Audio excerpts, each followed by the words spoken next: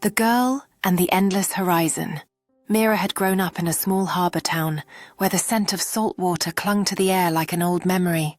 From her bedroom window, she could see the restless ocean stretching far beyond the horizon, a place she imagined was full of voices, colours, and stories the land could never tell.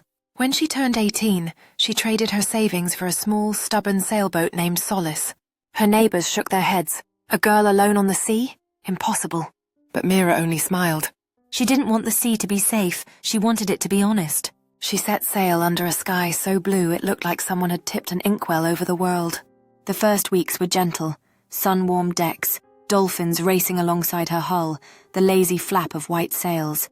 But soon the sea tested her. A sudden storm near the Cape of Good Hope tossed Solace like a toy, the mast creaking, waves roaring high enough to blot out the moon.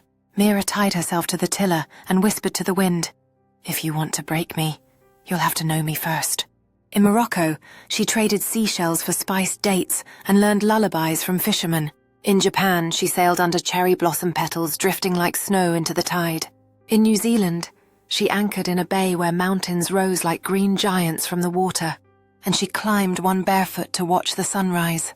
Months turned to years. Mira learned the language of clouds, the patience of tides, and the art of finding stars even in the darkest storms.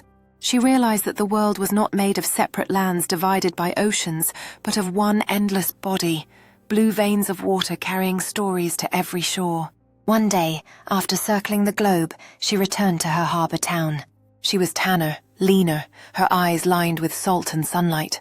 The people gathered, expecting tales of danger and hardship. But Mira only said, "The sea isn't something you conquer, it's something you become part of."